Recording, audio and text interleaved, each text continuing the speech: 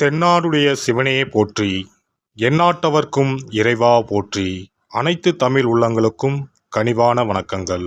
2025ஆம் ஆண்டு மார்ச் மாதம் நடைபெறவுள்ள சனி பெயர்ச்சியால் எந்தெந்த ராசிக்காரர்களுக்கு ஏழரை சனி, அஷ்டம சனி, கண்டக சனி, அர்த்தாஷ்டம சனி நடைபெறப் போகிறது. இதனால் மேசம் முதல் மீனம் வரை 12 ராசிகளுக்கு 2025இல் எப்படி இருக்கும் என்பதனை பற்றி விரிவாக காண்போம். நீண்ட நாட்களாக தனது கும்பராசியில் அமர்ந்திருந்த சனி பகவான் தற்போது கும்பராசியில் இருந்து வெளியேறி குரு பகவானின் ஆதிக்கத்தில் உள்ள மீனராசியில் பிரவேசிக்க உள்ளார். திருக்கணித பஞ்சாங்கத்தின்படி 2025ஆம் ஆண்டு மார்ச் மாதம் 29ஆம் தேதி இரவு 9:44 கும்பராசியில் உள்ள புரட்டாதி நட்சத்திரம் 3ஆம் பாதத்தில் இருந்து மீனராசியில் உள்ள புரட்டாதி நட்சத்திரம் 4ஆம் பாதத்திற்கு பெயர்ச்சியாக உள்ளார். முதலில் நாம் காண இருப்பது ஏழரை சனி. ஏழரை சனியை 2.5 ஆண்டு காலமாக பிரித்து சொல்லலாம். முதல் 2.5 வருடத்தை விரயசனி என்றும், அடுத்து வரக்கூடிய 2.5 வருடத்தை ஜென்மசனி என்றும், இறுதியாக வரக்கூடிய 2.5 வருடத்தை பாதச்சனி என்றும் அழைக்கின்றோம். கடந்த ஆண்டு 2023இல் இருந்து மகர ராசிக்கு பாதசனியும், கும்பராசிக்கு ஜென்மசனியும், மீனராசிக்கு விரயசனியும் நடைபெற்று வருகிறது. இனி வரக்கூடிய சனி பெயர்ச்சியால் மேச ராசிக்காரர்களுக்கு ஏழரை சனி ஆரம்பித்து அடுத்த 2.5 வருடம் விரயசனி நடைபெற உள்ளது. மீன ராசிக்கு விரயசனி முடிந்து ஜென்மசனியும், கும்பராசிக்கு ஜென்மசனி முடிந்து பாதசனியும் நடைபெற உள்ளது. மகர ராசிக்காரர்கள் ஏழரை சனியில் இருந்து முழுமையாக விடுதலை அடைய உள்ளீர்கள். ராசிக்கு 4ஆம் இடத்திற்கு சனி பகவான் வரும் பொழுது நடைபெறுவது அர்த்தாஷ்டம சனியாகும்.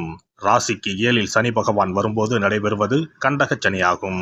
ராசிக்கு 8இல் சனி பகவான் வரும்போது அஷ்டம சனி நடைபெறும். வரும் சனி பெயர்ச்சியின் போது மகரம், கடகம், விருச்சிக ராசிக்காரர்கள் சனியின் பாதிப்பில் இருந்து விடுபட உள்ளீர்கள். மேச ராசிக்கு விரயச்சனியும், ரிஷப ராசிக்கு லாபச்சனியும், மிதுன ராசிக்கு கர்மச்சனியும், கடக ராசிக்கு பாக்கியச்சனியும் நடைபெறப் போகிறது. சிம்ம ராசிக்கு அஷ்டமச்சனி, கன்னி ராசிக்கு கண்டகச்சனி, துலாம் ராசிக்கு ரோகச்சனி, விருச்சிக ராசிக்கு பஞ்சமசனி, தனுசு ராசிக்கு அர்த்தாஷ்டம சனி, மகர ராசிக்கு சகாய சனி, கும்பராசிக்கு பாதசனி, மீன ராசிக்கு ஜென்மசனி நடைபெற உள்ளது. இனி இந்த பெயர்ச்சியால் உங்கள் ராசிக்கு உண்டாகும் சுபபலன் என்ன என்பதனையும், அசுப பலன் ஏற்படுமாயின் ராசிக்காரர்கள் செய்ய வேண்டிய பரிகாரம் என்ன, வழிபட வேண்டிய தெய்வம் யார் என்பதனை பற்றியும் விரிவாக காண்போம். நடைபெற போகும் இந்த சனி பெயர்ச்சியால் உங்கள் வாழ்வில் வளமும் நலமும் செல்வ செழிப்பும் பெற்று வாழ்வில் உயரிய நிலையை அடைய எல்லாம் வல்ல எம்பெருமானை வேண்டி விரும்பி கேட்டுக்கொள்கிறேன். சனி பெயர்ச்சியில் நல்ல பலன்களை பெறப்போகும் 5 ராசிகளில் ரிஷபமும் ஒன்று. இனி உங்களை யாராலும் அடிச்சிக்கவே முடியாது. எண்ணற்ற பலன்களை அள்ளி கொடுக்க போகிறார் சனி பகவான். என்னென்ன பலன்களை சனி பகவான் அள்ளித்தரப் போகிறார் என தெரிந்து கொள்ளலாம். ரிஷப ராசிக்கு 11ஆம் இடத்தில், அதாவது லாபஸ்தானத்தில் 30 ஆண்டுகளுக்கு பிறகு சனி பகவான் வந்து அமர்கிறார். ஒரு ஓவரில் 6 பந்து என்றால் 6 பந்துகளும் இனி சிக்ஸர் தான். வெளியில் சொல்ல முடியாத பலவித பிரச்சனைகளில் இருந்து வந்திருப்பீர்கள். ஏனென்றால் இதுவரை ஜென்மகுரு நடந்து வந்தது. ரிஷப ராசிக்கு அதிபதி சுக்கிரன். பார்த்தால் பளிச்சென்று ஆடம்பரமாகவும் தேசசாகவும் தோற்றமளிக்கும் இவர்களுக்கு வெளியில் தெரியாத பல பிரச்சனைகள் இருக்கும். ரிஷபராசிக்காரர்கள் தாங்கள் இருக்கக்கூடிய இடங்களை செழிப்பாக வைத்திருப்பார்கள். பலரை தங்கள் பக்கம் ஈர்க்கக்கூடியவர்களாக இருப்பார்கள். ஜென்ம குருவின் பாதிப்பால் 8 மாதங்களாக பல்வேறு பாதிப்புகளை சந்தித்திருப்பீர்கள். வரும் 2025 புத்தாண்டில் நல்ல பரிசு ஒன்றை சனி பகவான் கொடுக்க உள்ளார். லாபஸ்தானத்தில் வருவதால் பூர்ண லாபத்தை கொடுக்க உள்ளார். இனி தொட்ட காரியங்கள் அனைத்தும் துலங்கும்.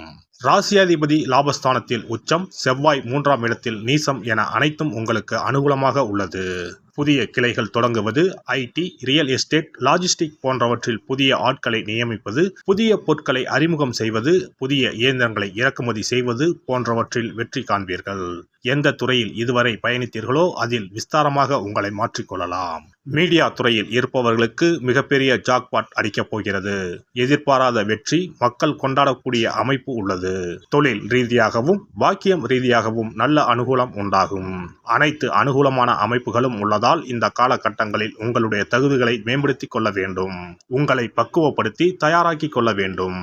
மாபெரும் யோகங்களை 2025ஆம் ஆண்டில் சனி பகவான் அள்ளித்தரப் போகிறார். குரு பகவான் 2ஆம் வீட்டில் வருவதால் பணமழை கொட்டும். பொருளாதாரம் மேம்படும். பெயர் புகழ் உண்டாகும். குழந்தைகள் சம்பந்தப்பட்ட விஷயங்களில் அபிவிருத்தி உண்டாகும். சுப நிகழ்ச்சிகள் நடைபெறும். வெளிநாட்டு தொடர்பு, விசா கிடைப்பது போன்ற அனைத்து விஷயங்களும் நடக்கும். குழந்தை விஷயங்களில் சாந்தி சமாதானம் உண்டாகும். 8ஆம் வீட்டை நட்பு கிரகமான சனி பகவான் 10ஆம் பார்வையாக பார்ப்பதால் வம்பு வழக்குகளுக்கு தீர்வு ஏற்படும். இந்த ஆண்டில் ரிஷபராசிக்காரர்களுக்கு பூர்ணமான பலன்களை சனி பகவான் அள்ளித்தரப் போகிறார். உத்தியோகம், வியாபாரம், தொழில் என அனைத்து விஷயங்களிலும் அனுகூலம் உண்டாகும். 9ஆம் அதிபதி 11ஆம் வீட்டுக்கு வருவதால் பூர்ணமாக வெளிநாட்டு தொடர்பில் அனுகூலமான பலன்கள் கிடைக்கும். வெளிநாட்டுக்கு சென்று படிக்கும் வாய்ப்புள்ளது.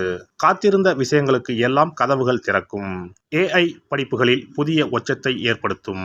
பெண்களை பொறுத்தவரை மிகவும் தைரியமாக செயல்படுவீர்கள். முயற்சிகள் கைகூடும். தொழில், உடல்நலன், சுபகாரியங்களில் பூரண பலன்களை பெறுவீர்கள். மொத்தத்தில் 2025 சனி பெயர்ச்சி ரிஷபராசிக்காரர்களுக்கு 100க்கு 500 மதிப்பெண்கள் கொடுக்கலாம். அந்த அளவுக்கு நற்பலன்களை அள்ளித்தரப்போகிறார் சனி பகவான். சிறப்பு பரிகாரம். நவ கிரகங்களில் சனி பகவான் நீதி தவறாதவர். அவரவர் கர்ம வினைகளுக்கு உரிய பலனை தவறாமல் வழங்குபவர். பொதுவாக சனி பெயர்ச்சி என்றாலே எல்லோரும் பயப்படுவார்கள். அப்படி பயப்பட வேண்டிய அவசியமே இல்லை. சனி பகவானால் பாதிப்புகள் ஏற்படும் பட்சத்தில் பாதிப்பில் இருந்து விடுபட பல எளிய பரிகாரங்கள் உள்ளன. ஒரு கைப்பிடி பச்சரிசியை எடுத்துக்கொண்டு அதை நன்றாக பொடி செய்து கொள்ள வேண்டும். பிறகு சூரியனை வழிபட வேண்டும். சூரியனை வழிபட்ட பிறகு குளக்கரையிலோ மரத்தின் அடியிலோ உள்ள விநாயகரை 3 முறை வலம் வந்து வழிபட்டு விட்டு பொடி செய்த பச்சரிசி மாவை தரையில் போட வேண்டும். அப்படி போடும் மாவை எறும்புகள் எடுத்துச் செல்லும். குறிப்பாக வன்னி மரத்தின் அடியில் இருக்கும் விநாயகரை வலம் வருவது மிகவும் விசேஷம். இந்த பரிகாரத்தை எப்போதுமே தொடர்ந்து செய்வது மிகவும் நல்லது. ஒருவருக்கு சனி தசை வந்துவிட்டால் அவருக்கு சந்தேக புத்தி வந்துவிடுகிறது. யார் சொல்வதையும் ஏற்றுக்கொள்ள மாட்டார்கள். குறிப்பாக அஷ்டமத்து சனி மிகவும் கஷ்டப்படுத்திவிடும். 7.5 சனியின் பாதிப்பை விடவும் அஷ்டமத்து சனி மிக அதிக பாதிப்பை ஏற்படுத்தும். அஷ்டம சனி நடப்பவர்கள் சனியினால் ஏற்படக்கூடிய பாதிப்புகளில் இருந்து விடுபட பின்கூறும் நியதிகளை கடைபிடித்தால் பாதிப்புகளின் தாக்கத்தில் இருந்து விடுபடலாம். சனி தசை நடக்கும்போது எந்த செயல் செய்தாலும் தாமதமாகும். அதற்காக கோபப்படக்கூடாது. பொறுமையாக இருக்க பழகிக்கொள்ள வேண்டும்.